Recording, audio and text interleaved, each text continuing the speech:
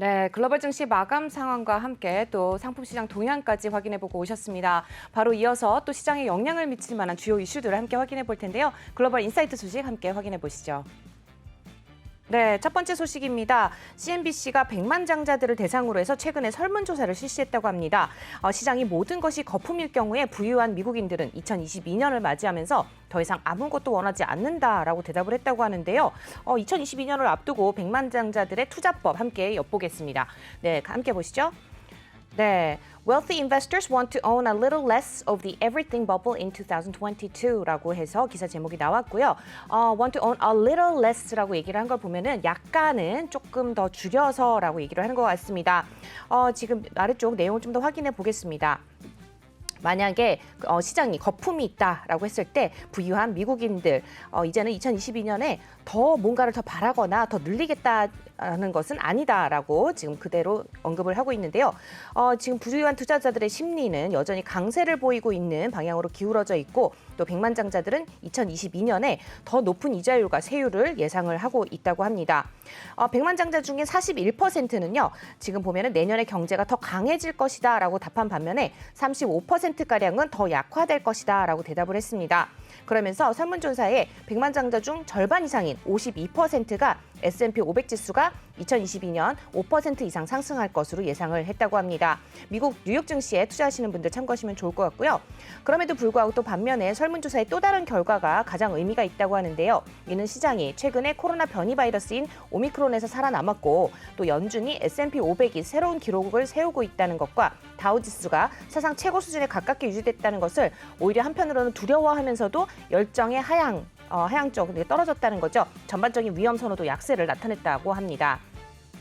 네, 1년에 2번 정도는요, 이 CNBC에서 설문조사를 실시를 하는데요. 투자자들에게 내년에 대한 노출을 늘릴 계획인지 주요 자산 클래스를 물었다고 합니다. 그러면서 모든 투자 유형에 대한 투자자의 욕구는 2021년 봄에 설문조사보다 오히려 더 낮아졌다고 하는데요. 투자를 늘릴 것이라고 말하는 백만장자의 비율은 주식과 투자 부동산, 그리고 대체 투자와 국제 투자, 그리고 귀금속을 포함한 모든 단일 자산군에서 감소를 했다고 합니다. 이렇게 설문조사에서 10월과 11월에 또 100만 달러의 투자 가능한 자산을 보유한 750명의 미국인을 대상으로 해서 설문조사를 실시를 했는데 이들은 can't take more risk, can't get out of the market이라고 얘기를 했습니다. 결국 다시 말하자면 더 많은 위험을 감수할 수 없지만 시장에서 그렇다고 벗어날 수도 없다라는 의미로 해석을 해볼 수가 있겠는데요.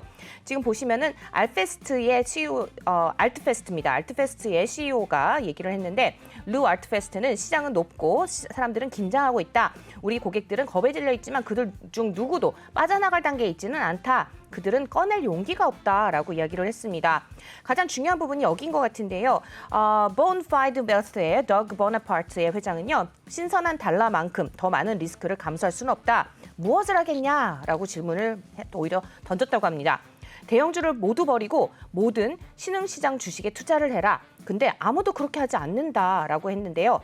지금 강세장에 들어간 지 13년이라고 합니다. 그리고 작년에 정부의 부양책과 연준이 더 많은 돈을 풀어내면서 변동성이 크게 증가를 했습니다. 그래서 상승할 여지가 제한되어 있기 때문에 여기서 페달을 밟을 때인지 한번 생각을 해보라고 합니다. 투자에 대한 성향을 좀 알아봤고요. 이어서 두 번째 이슈 확인해 보겠습니다. 네, 두 번째 이슈는요. 투자 운용사 Farr Miller 워싱턴의 마이클 파가 또 2022년에 투자할 종목 ท็픽을 또 정리를 해봤다고 합니다. 10개의 종목이 나와 있는데요. 향후 3년에서 5년 동안 매수 후 보유할 종목 함께 확인해 보도록 하겠습니다. 마찬가지로 CNBC 기사고요. Michael Farr, here are 2022's top stock picks라고 해서 기사 제목이 나왔고요. Combo of growth and defensive names라고 했습니다. 성장주와 방어주의 조합이다라고 했는데요. 내용을 좀 자세히 살펴보면은요. 지금 마이클 파 같은 경우는요. 지난 12월 14일입니다. 14일에 각각 1년만 보유할 주식으로 주식 종목 10개를 선택을 했고요. 개인적으로 또 투자를 했다고 합니다. 이러한 기업들은 가치평가와 또 경제발전의 혜택을 받을 수 있는 잠재력으로 비추어 봤을 때 특히나 더 매력적이라고 하는데요. 2022년에 대해서 각 포지션의 동일한 금액을 보유할 것이며 또 그다음 새 목록에 대한 재투자하는 방식을 취하고 있다고 합니다. 그래서 포트폴리오를 함께 엿볼 수 있을 것 같아서 준비해봤습니다. 네, 지금 보시면은요, 2022년 탑 10개 종목은 무작위 순서로 나열이 되어 있다고 하고요. 2021년에 탑 10개는 성장주와 방어주의 훌륭한 조합을 나타냈다라고 하고 있죠. 그래서 결과적으로 몇 년 동안은 좋았지만 다음 해에는 좋지 않을 수도 있다라고 얘기를 했고요. 2021년에 선정한 종목은 12월 31일 날 팔 예정이고 그날 오후에 다음 종목들을 살 것이라고 하니까 관심 가져보시면 좋을 것 같습니다. 첫 번째 종목부터 확인해 보시면요. FedEx입니다. 티커는 FDX고요. 자세한 내용 잠시 후 장연구소에서 전해드리겠습니다. 두 번째 종목 Truist Financial입니다. TFC라는 종목 티커를 가지고 있고요. 세 번째 종목은 여러분들 익히 잘 알고 계시는 애플입니다. 애플에 대한 또 종목 평가가 계속해서 나오고 있는 만큼 계속해서 관심 가져보시기를 바라고요. 네 번째 종목 확인해 보겠습니다. 도널슨입니다. DCI라는 티커를 가지고 있습니다. 다섯 번째 종목은 여러분들 잘 알고 계시는 디즈니고요. DIS라는 티커를 가지고 있죠. 네, 여섯 번째 종목 몬델레즈입니다. MDLZ라는 종목 티커를 가지고 있고 러스 스토어스는요. ROST라는 종목 티커 가지고 있습니다. 여덟 번째 메드트로닉입니다. 예전에 한번 소개해드린 바 있고요. MDT라는 티커 가지고 있습니다. 마지막 두 개 남았는데요. 레이턴 테크놀로지스 RTX라는 티커를 가지고 있네요. 그리고 마지막 종목은요. 바로 비자입니다. 올해 별로 좋지 않은 성적을 기록한 비자가 앞으로 좀 유망한 종목에 선정이 되어 있다고 하니까 잠시 후 장연구소에서 보다 자세히 전해드리도록 하겠습니다. 이상 글로벌 인사이트 소식 전해드렸습니다.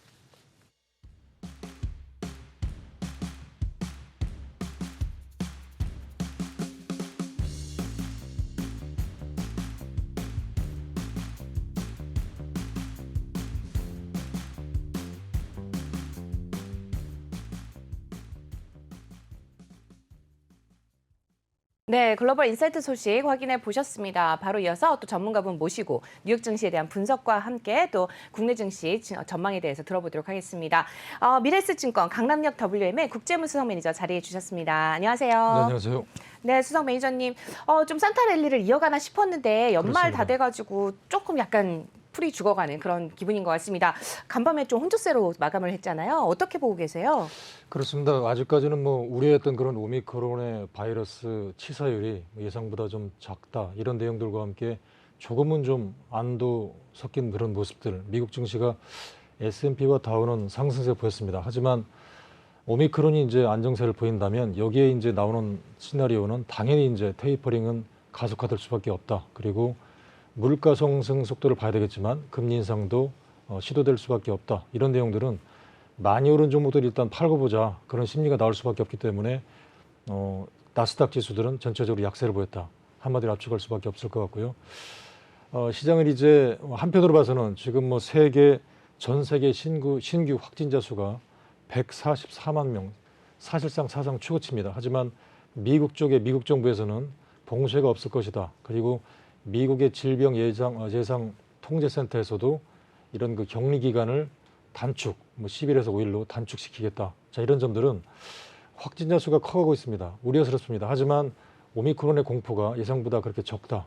그리고 봉쇄가 없을 거다. 이런 점들은 위드 코로나로 상당히 가고 싶은 이런 욕구가 상당히 강하다. 이런 점들을 과연 시장이 어느 정도 받아들일지 봐야 되겠지만 아직까지는 그래도 확산 속도가 크지만 치사율이 작기 때문에 시장에서는 위드 코로나로 가고 싶은 그런 욕구가 큽니다. 그래서 시장에서는 전일 미국 증시에서도 많이 오른 종목들은 일단 그래도 불안하자, 팔고 보자 이런 심리가 작용해서 기술주가 빠질 수밖에 없는 그런 국면이었고 반면에 그동안에 추락세가 컸던 이런 많이 빠졌던 이런 종목들 중에서 이제 위드 코로나 기대감들, 리오프닝 관련주들 델타 항공이라든가 보잉 이런 종목들이 상승세를 보였고요. 그다음에 월트 디즈니, 스타벅스, 경제 재개 기대감 관련주가 반등을 보였다. 이런 점들은 우리 시장에서도 이제 전체적으로 매수하고자 하는 그런 측이 이런 종목을 상당히 엇갈리는 모습이기 때문에 우리 시장도 이에 따른 체크를 상당히 해보셔야 된다. 그런 모습들을 보셔야 될 것 같고 그리고 현재 유럽 같은 경우에 특이한 점들이 독일의 어떤 분데스방크 총재죠. 총재 쪽이 상당히 매파가 성격이 강한 총재가 선임이 됐다. 이런 점들은 한편으로 봐서는 어떤 오미크론의 안정감이 보이지만 다른 쪽에서는 어떤 테이퍼링, 세계적인 어떤 금리 인상 이런 스탠스, 유동성을 축소시키고자 하는 그런 모습들도 여전히 관찰되고 있다. 이런 점들은 지수를 상승은 가능하지만 작년과 같은 그런 화려한 상승은 상당히 부담스럽지 않을까 이런 점들도 체크해 보시면서 매매를 하는 게 상당히 좋지 않을까 보여집니다. 분데스방크가 사실 그 유럽 중앙은행에서 굉장히 그 지분이 큰 그런 은행 그렇습니다. 아닙니까? 매파가 들어왔다 그래도 기본적인 지금 현재 그 정책 스탠스는 크게 바뀌지는 않겠죠. 어떻게 보고 있습니까? 그렇습니다. 지금 우려스러운 점들이 내년에 이제 유럽 같은 경우도 이제 자산 매입 프로그램 축소가 네네. 내년 초에 끝난다. 네. 이런 점들이거든요. 네. 그렇기 때문에 이제 유럽이라든가 물론 뭐 중국은 지금 뭐 유동성을 약간 풀고 있다 그런 점도 있지만 전 세계가 이제 전체적으로 유동성이 줄고 있다. 뭐 그런 점들이기 때문에 물론 그렇다 하더라도 지금 뭐 어떤 분데스바그 총재도 매파가 많이 뭐 기용됐다. 그다음에 유럽 같은 경우도 바이든 정부에서는 새로운 어떤 그 파월의장 선임에 대해서 한쪽에서는 예상대로 뭐 금리 인상을 뭐 서두를 수도 있다 이런 얘기도 나오지만 그래도 여전히 어떤 시장의 스탠스는 어떤 경기적인 펀더멘탈을 고려하는 쪽이 상당히 우세할 것이다 이런 쪽도 나오고 있습니다. 그래서 시장이 어떤 파괴시키지 않는 선에서 그래도 상당히 좀 비둘기적인 발언이 나올 수 있지 않을까 예상은 되지만 그래도 여전히 시장에 대한 흐름들은 좀 작년과 좀 다르다 이런 점들은 상당히 보셔야 될 것 같습니다.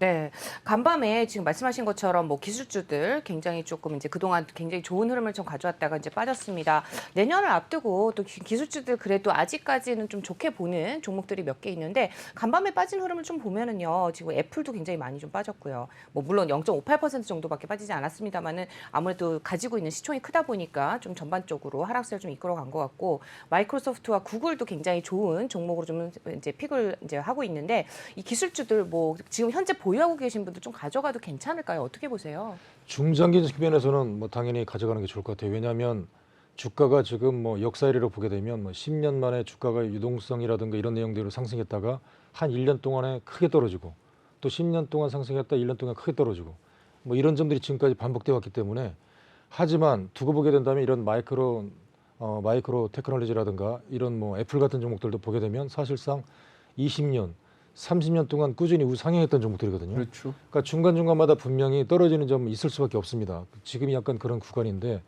뭐 단기적인 플레이를 하시는 분들은 뭐 작년도에 워낙 수익이 많이 났기 때문에 뭐 일부 뭐 차익 실현하고 저점을 잡기 위해 노력하겠다 이런 점들도 일부 계실 수 있겠지만 큰 파동을 놓고 보게 된다면 지금 뭐 사실상 엔비디아라든가 애플 이런 종목들 어떤 영업이익 율을 보게 되면 계속해서 뭐 상승하는 종목을 보실 수 있겠습니다. 그렇기 때문에 그런 영업이익들이 뭐 수천억 정도 우리나라 돈으로 상승하는 모습을 보이기 때문에 뭐 길게 보면 상승할 수밖에 없다. 하지만 단기적으로 보게 되면 지금 시장의 어떤 구조가 작년과 다르거든요. 그렇기 때문에 뭐 테이퍼링은 가속화되고 이제 내년도에 과연 뭐 6월 달에 할지 현재 프로그램은 어떤 분들은 뭐 3월 달에 하자 그러기 때문에 금리 인상 스탠스가 내년에 나오기 때문에 이제 일부에서는 이제 뭐 많이 올랐기 때문에 뭐 차익 실현을 하고 보자 이런 심리가 있어서 뭐 그런 분들이 많기 때문에 주가가 좀 상승폭이 둔화되는 이런 그림이 있을 수밖에 없을 것 같아요. 그렇기 때문에 뭐 상승률이 적을 수밖에 없다. 이런 점은 감안할 수밖에 없겠지만 그래도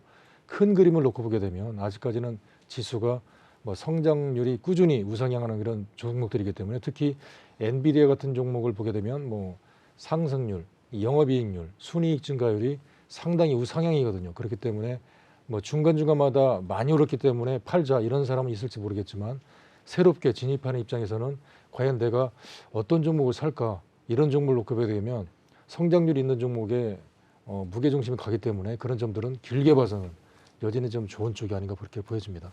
우리 시장 오늘 배당락 있는 날이죠. 그렇습니다. 보통 시장이 좋을 때는 배당락 폭이 작고 그리고 또 빨리 회복이 되는데 이번에는 어떨 것 같습니까?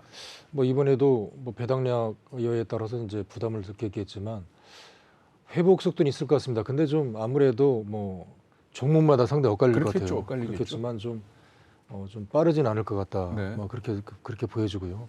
그래서 뭐 종목들로 보게 되면 이제 어제도 그런 모습을 보였지만 뭐 최근에 많이 올랐다는 어떤 여러 가지 내용 때문에 상당히 많이 떨어졌던 그런 종목들. 그러니까 전일 같은 경우는 이제 특징적인 모습을 보인다면 많이 올랐다. 이런 종목이 최근에 뭐 2주 넘게 끝없이 매물이 출회됐는데 뭐 그런 펀더멘털이 좋은 종목들, 뭐 또 2차 전지 섹터라든가 그렇죠. 대주주 물량 나온 거 아닐까요? 10억 이상의 대주주 물량들이 정리 매물들 많이 나온 거 아닌가요? 뭐 그럴 수도 있을 것 같습니다. 네네. 그럴 수도 있는데 이제 어제까지는 그래도 그런 매물이 나와야 되는데 네. 반면에 일부 이제 2차 전지라든가 배터리 관련 종목들 그리고 메타버스 같은 성장주들이 일부 매물이 좀 들어와서 올라갔다. 네. 뭐 그런 점들이 있었거든요. 그렇기 네. 때문에 누군가는 지금 말씀하신 그 부분이 많은데 또 누군가는 많이 빠졌기 때문에 조금은 좀 사놓고 뭐 배당이라도 받자 뭐 그런 심리가 아닌가. 어떻습니까? 그렇게 2차 전지 소재 부품주들 같은 경우에 배당 괜찮을까요? 뭐 이젠 이미 오늘 사봤자 이제 배당은 의미 없지만. 그렇습니다. 오늘은 의미가 네. 없죠. 하지만 이제 지금 시장을 뭐 잘 놓고 보게 되면 전일 왜 이렇게 뭐 많이 올랐는데 누군가는 배당이라도 좀 받고자 하는 2차 전지 관련주를 샀다. 네네. 이런 점들인데 그러니까 종목이 이제 매매하기가 상당히 좀 힘들어질 것 같아요. 미국 같은 경우도 뭐 한 3일 떨어지면 다시 한번 성장주가 올라가고 또 이제 그러는 사이에 많이 빠진 종목이 올라가고 상당히 좀 엇갈리거든요. 네. 그렇기 때문에 이제 지금부터 그리고 이제 내년 1월부터는 새롭게 이제 포트폴리오가 구성할 텐데 아무래도 시장은 이런 점들 많이 볼 것 같습니다. 그렇기 때문에 분명히 이제 뭐 테이퍼링이라든가 금리 인상 속도 이런 점들이 나오게 되면 전체적인 종합주가 지수는 상당히 좀 부담스럽다. 그렇다면 많이 오른 종목들은 당연히 매물이 나올 수밖에 없을 것 같아요. 그러니까 시장에서는 작년 특히 올해 한편으로 봐서는 2차 전지만 올랐다 해도 과언이 할 정도로 상승폭이 가장 많이 컸기 때문에 네.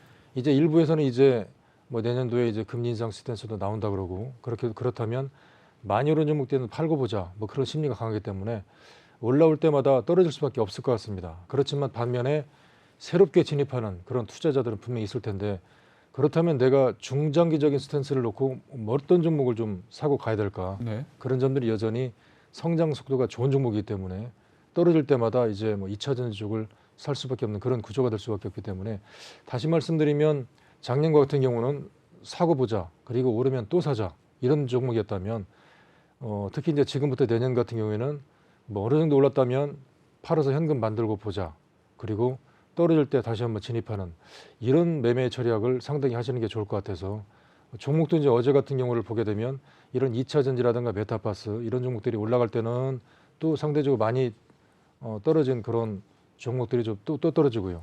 반면 이런 종목들이 떨어지게 되면 이제 리오프닝 이런 종목들이 올라가기 때문에 상당히 종목별로 순환매가 빨라서 상당히 좀 매매하시는 입장에서는 상당히 피로감이 클 것 같아요. 그래서 그런 점을 감안하셔서 매매하시는 게 상당히 좋지 않을까 그렇게 보여집니다. 네, 말씀 잘 들었습니다. 2021년 올 한 해는 거의 뭐 2차 전지와 관련한 종목들이 제일 좋은 흐름을 보였다라고 해도 과언이 아닐 것 같습니다.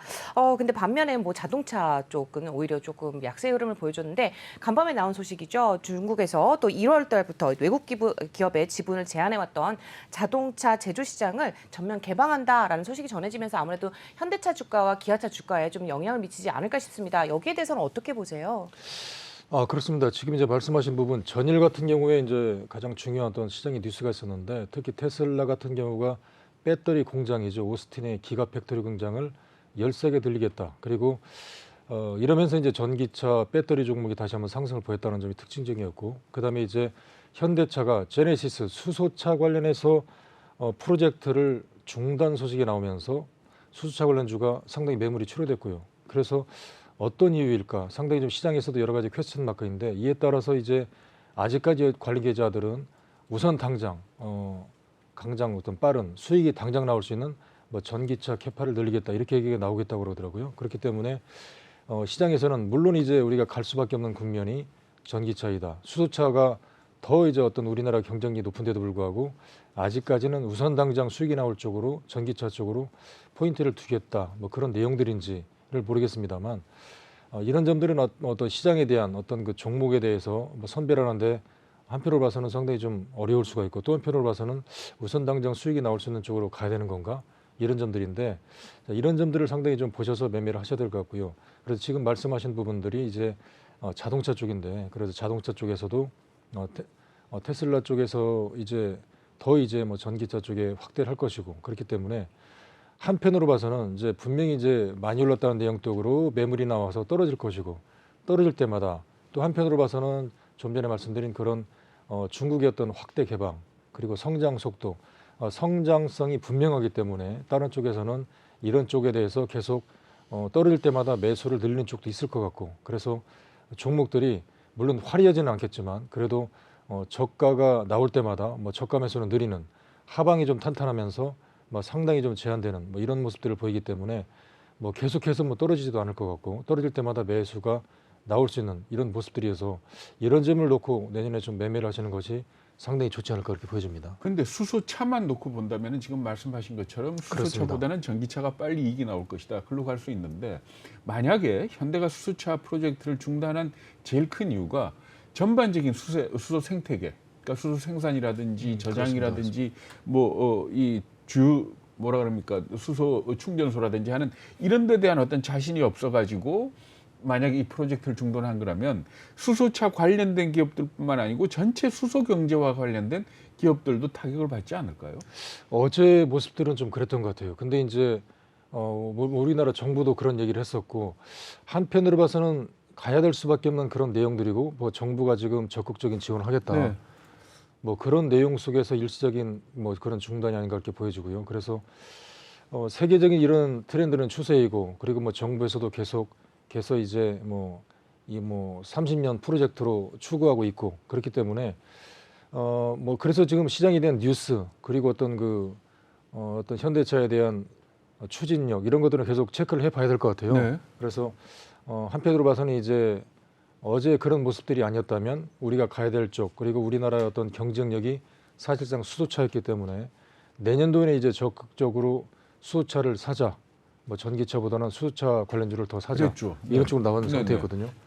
아직은 좀 내용을 봐야 될 것 같습니다. 그리고 이런 점들은 어떤 시장에 대한 뉴스이기 때문에 그래서 계속해서 어떤 그룹에 대한 그런 내용들을 봐야 될 것 같고 뉴스도 계속 체크해 봐야 돼야 될 것 같고요. 그다음에 뭐 정부에 대한 스탠스 이런 쪽을 좀 계속해서 뭐 체크해 보는 것이 상당히 좋지 않을까 그렇게 보여집니다. 그러니까 수소차뿐만이 아니고 경제와 관련된 종목들은 조금 유보하고 좀 더 지켜보는 그런 자세가 필요하겠네요. 그렇습니다. 지켜봐야 될 것 같습니다. 어제 같은 그런 하루만 놓고 볼 때는 뭐 어떤 뭐 상하 브랜드 뭐 두산 퓨어셀 그런 그 효성 첨단 소재 수소차 관련 종목들이 매물이 출혈됐거든요. 네. 한쪽에 어떤 뭐 증권사 보고서에서는 효성 첨단 소재 상당히 좀 서프라이즈, 상당히 좀 긍정적인 보고서가 나오면서 시장에 상당히 관심이 모았는데 네. 어제 그 매물이 많이 출혈됐습니다. 그래서 이런 점들은 어떤 시장에 대한 뉴스 계속해서 보셔야 될 것 같고 뭐 그런 점들을 계속 체크해 보시면서 시장을 계속 보는 전략이 상당히 좋지 않을까 그렇게 보여집니다. 그렇죠. 사실 뭐 수소 경제 얘기는 이번에 나온 게 아니고 2000년대 초반에도 뭐 수소 가지고 뭐 한다라고 한참 띄웠지 않습니까? 그렇습니다. 그렇게 보면은 이 수소 생태계에 너무 지나치게 기대를 거는 게 좀 빠른 거 아니냐 하는 그런 지적들도 있거든요. 그렇습니다. 시장에 대한 매니저 쪽에서는 크게 수익을 보려면은 미리 앞서서 선점하고 있는 게 좋다. 그렇죠. 그런 네. 쪽에서 이제 수소차를 미리 사는 쪽은 분명히 계십니다. 네. 하지만 글쎄 주가를 보게 되면 역시 매니저 사이에서 상당히 엇갈려요. 그러니까 한쪽 매니저에서는 수치를 보자. 그러니까 요즘에 이제 어떤 시장에 어떤 재미있는 책이 나왔는데 종목을 선정할 때 화려한 어떤 그 스토리를 보고 살 거냐 아니면 당장 나와 있는 수치를 보고 살 거냐 네네. 이거에 대해서 이제 시장에 대한 매니저가 상당히 엇갈립니다. 그러니까 전기차 같은 경우도 사실상 20년, 30년 전에 화려한 스토리가 나올 때 주가가 생각만큼 움직이지 않았거든요. 그렇죠. 근데 이제 5년 전 어떤 최근의 내용을 보게 되면 지금 보게 되면 수치가 확실히 나오고 있습니다. 그렇기 때문에 특히 에코프로비엠 같은 경우에는 어떤 기업 IR을 통해서도 우리가 봤지만 2026년까지 어떤 영업이익률 특히 엔비디아 같은 경우도 이런 순이익 증가율이 확실히 수치가 나와 있는 상태입니다. 그렇기 때문에 매니저 입장에서는 수치가 나와 있다. 편하게 살 수 있는 거거든요. 네. 그렇기 때문에 시장에서는 과연 수치가 뭐 전기차 같은 섹터가 많이 올랐다. 하지만 수치는 분명히 6년 동안 확실히 나와 있기 때문에 이런 점을 놓고 편하게 사자. 이런 쪽들은 분명히 있을 것 같아요. 그렇기 때문에 수치를 보는 매니저 입장에서는 지금 당장 수치가 나와 있는 전기차를 살 수밖에 없는 구조이고 그다음에 또 다른 쪽 이런 쪽에 대해서 이제 그 스토리를 보자. 네. 이런 쪽에서는 화려한 스토리를 충분히 뭐 섞어 나갈 수 있는 내용들. 그렇기 때문에 그런 스토리가 화려한 쪽에서는 여전히 이런 그 수소차를 보자 이런 네네. 쪽이기 때문에 결과적으로 정답은 없습니다만 시장에 대한 철칙, 시장이 정답이다 이런 쪽을 제가 상당히 좋아하는 그런 내용들이거든요. 그렇기 때문에 시장이 정답이다 이런 쪽을 놓고 시장 스토리가 가는 쪽 이런 쪽을 겨냥해서 따라가는 쪽이 가장 좋지 않을까 그렇게 보여집니다. 그러니까 결국은 수치도 뒷받침되고 스토리도 있는 기업. 그런 쪽이 가장 좋겠죠. 그러니까 뭐 예를 그렇습니다. 들자면 꼭 뭐 제가 이 기업을 그거 하는 건 아닙니다만은 효성 첨단 소재 같은 경우에는 실적 자체도 괜찮잖아요. 그렇습니다. 예, 더 내용을 보게 괜찮고 되면. 어쨌든 간에 수소와 관련된 스토리도 있고 뭐 그렇습니다. 이랬을 경우에는 크게 리스크가 없지 않을까 생각이 드는데 어떻습니까? 내용상으로는 사실상 뭐 효성 첨단 소재는 여러 가지 뭐 자동차에 들어가는 뭐 네. 그 타이어 코드라든가 내용에 들어가면 상당히 좀 다양합니다. 그렇죠. 그런 뭐 타이어 코드에서도 수익성이 나오고 있고 어떤 그 세계적인 그런 타이어들 우리가 다른 뭐 구디어라든가 이런 타이어 쪽에서도 더 이제 성능이 좋은 뭐 효성 첨단 소재의 어떤 타이어 코드를 쓰고 있고 이런 쪽에 수익이 나오는 데다가 거기에 이제 뭐 수소차 관련 쪽에서도 더 수익성이 나오기 때문에 상당히 수익성이 기대되는데 전일의 어떤 그 수소차 현대차의 어떤 프로젝트의 어떤 중단 때문에 매물이 출회됐기 때문에 주식을 잘 좀 보셔야 될 것 같아요. 그래서 시장에 대해서 가장 어려운 점들이 바로 이 부분인데 나는 회사를 탐방을 갔는데 내용이 좋아서 샀다. 그런데 주식이 왜 안 가느냐 이런 스트레스보다는 그렇죠. 네. 주가가 상당히 가는 쪽 분명히 이제 시장에서도 여러 가지 수많은 어떤 매니저들이 다 틀릴 겁니다. 네. 그렇기 때문에 뭐 어떤 그 내용을 놓고 볼 때 어떤 싱가포르 어떤 매니저 심지어는 어떤 그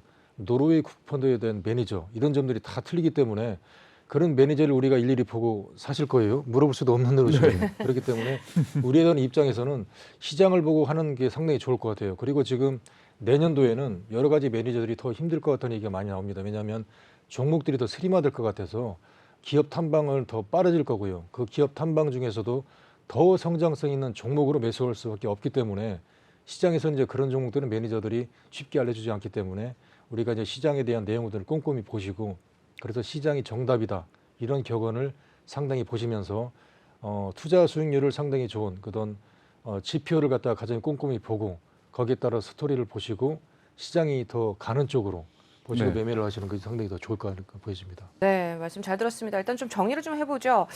일단은 뭐 실적이 뒷받침되는 성장주들 그리고 그러면서도 스토리가 있는 어떻게 보면 테마성이 겹쳐져 있는 그런 종목들을 좀 선정을 해봐야 된다라고 정리를 해볼 수가 있을 것 같습니다. 내년도 마찬가지로 좀 종목별 장세가 예상이 되는 만큼 시장을 보는 눈도 키우셔야 될 것이고요. 여기에다가 또 실적이 꼭 뒷받침돼야 된다는 건 기본적으로 깔고 가셔야 될 것 같습니다. 지금 전반적으로 어쨌든 간에 좀 단기적으로 본다고 하면은 최근 들어서 또 우리 뭐 러시아와 또 그 야말이죠. 야말 유럽 가스관 소식도 있다 보니까 가스 관련주들이 굉장히 큰 폭으로 뛰었거든요.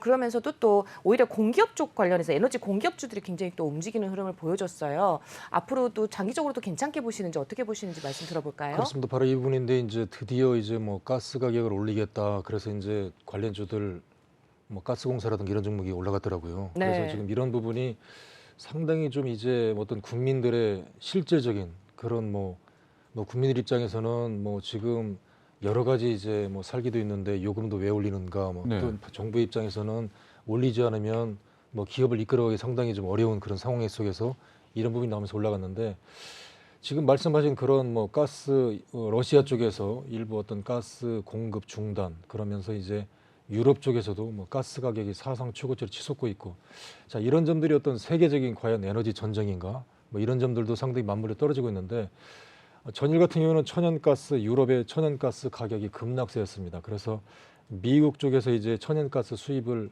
우리가 이제 공급하겠다 그런 점들 그래서 이런 점들은 어떤 세계적인 에너지 전쟁인 건가 이런 점들이 또다시 말해서 떨어진다는 점 유럽이 지금 또 다른 그 어느 쪽인가요? 지금 그 뭐 과연 전쟁을 할 건가 이런 점들을 앞두고 뭐 전쟁을 할 거니까 미국은 나서지 말아라 뭐 이런 쪽인 건지 미국 쪽에서는 전쟁을 하면은 가만 안 두겠다 이런 쪽인데 글쎄요 뭐 여러 가지 가지고 지금 여러 가지 맞물리고 있는 것 같아요. 뭐 이렇게 나오게 된다면 사실상 에너지가 없는 뭐 우리나라랑 이런 입장에서는 상당히 힘든 그런 구조인데 뭐 예상보다 뭐 겨울이 따뜻하다면 뭐 천연가스는 떨어질 수밖에 없는 구조가 아닌가 싶기 때문에 이런 점들은 상당히 좀 봐야 될 것 같습니다. 뭐 계속해서 그렇다고 뭐 가스 가격을 계속해서 올릴 수도 없는 노릇이고 그래서 일시적으로 어떤 주가가 올라갔지만 이런 점들은 뭐 계속해서 올라갈지 뭐 그런 점들을 봐야 될 것 같고 그래서 어느 정도 올라갔지만 뭐 지속적으로 상승은 좀 힘들지 않을까 그런 쪽들 좀 전망도 가져봅니다만 그래서 뭐 전일 어떤 그런 뭐 가스 관련주들의 어떤 상승 이런 점들이 지속될 수 있을지는 과연 뭐 정부가 계속해서 뭐 요금을 인상할 건지도 맞물려 떨어지기 때문에 그런 점들을 좀 맞물려서 뭐 주가를 매매를 하시는 입장에서는 상당히 고려해서 하시는 게 상당히 좋지 않을까 보여집니다. 네, 시간 관계상 하나만 더 여쭤볼게요. 사실상 이제 리오프닝주들에 대한 기대가 좀 앞서서 나왔었습니다만은 좀 이제 오미크론 바이러스의 확산으로 조금 더디어지는 흐름을 보여주고 있는데요. 앞으로 2022년도에 조금 더 공연들이라든지 이런 것들이 재개될 수 있다라고 하면은 엔터주들이 다시 한번 주목을 받지 않을까라고 하는 의견들이 좀 나오고 있는 것 같습니다. 뭐 예를 들어서 올 한 해에도 하이브가 굉장히 많이 주목을 받았었는데 어떻게 보세요? 하이브를 포함한 다른 엔터주들 2022년에도 좀 좋은 흐름 가져갈 수 있을까요? 그렇습니다. 지금 말씀하신 정제 재개 관련주 사실상 코로나 때문에 뭐 여러 힘든 부분들이 워낙 많이 계신데 제 주위에 사실상 공연 관련하시는 뭐 이렇게 선 후배분들이 많이 계십니다. 근데 가장 힘들어하십니다. 그렇죠. 왜냐하면 공연할 수가 없기 때문에 사실상 뭐 그 정부 쪽에서 여러 가지 뭐 지원 쪽을 많이 하는데 왜 본인들은 지원을 해주지 않느냐 네. 그런 얘기도 많이 드는데 상당히 힘들어하시는 것 같더라고요. 그렇죠. 그런데 사실상 한쪽에서는 뭐 세계적으로 어떤 우리나라를 세계적인 수준으로 상당히 알렸던 이런 뭐 방탄소년단 같은 경우도 하이브를 통해서 상당히 국위 선양도 많이 했고 이런 부분들 특히 이제 오징어 게임을 통해서 어떤 우리나라 제작사를 세계에 기여했다는 점 이런 점들은 오히려 상당히 어떤 국위 선양을 가장 많이 했고 수출을 오히려 이런 쪽에서 많이 했기 때문에 상당히 좀 그때 긍정적인 스탠스이고요. 저 또한 잘 됐으면 좋겠고 그런 점들이 이제 경제 재개가 된다면 이제 공연을 앞둔 이런 SM이라든가 하이브 쪽에서도 당연히 이제 매출이 증가되기 때문에 상당히 관심을 모으고 있다.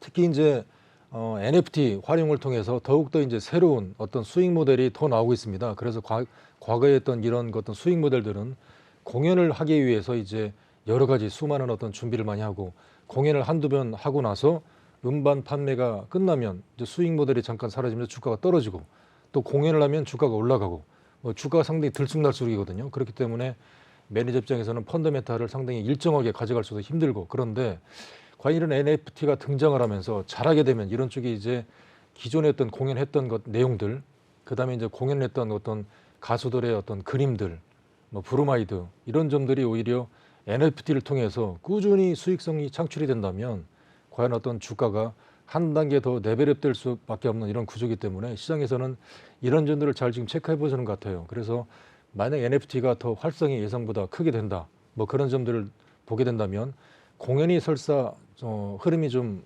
일사 끊기더라도 이런 쪽에서 매출이 다변하게 되기 때문에 시장에서는 이런 점들을 상당히 눈여겨 보시는 것 같고 그래서 이런 점들이 내년에 실제적으로 상품이 어느 정도 투자의 가치화될지에 대해서 주가가 한 단계 더 상승할 수밖에 없는 이런 구조이기 때문에 이런 점들이 시장에서 상당히 좀 눈여겨보고 있는 대목이 아닌가 싶습니다. 네, 오늘도 말씀 잘 들었습니다. 저희 오프닝벨과 함께 해주시는 국제훈 수석 매니저님 항상 귀한 정보 감사드린다고 저희 시청자분들이 또 댓글 남겨주셨습니다. 네, 오늘 여기까지 들어보도록 하죠. 함께 해주신 분 미래에셋증권 강남역 WM의 국제훈 수석 매니저였습니다. 말씀 고맙습니다. 네, 감사합니다. 안녕하세요. 내외경제TV의 장유진입니다. 저희 내외경제TV의 다양한 영상과 콘텐츠 잘 보고 계신가요? 더 많은 영상과 콘텐츠를 원하신다면 지금 왼쪽의 버튼으로 저희 채널을 구독해주세요. 저희 다시 보기 채널도 따로 있으니까요. 많은 관심 부탁드립니다.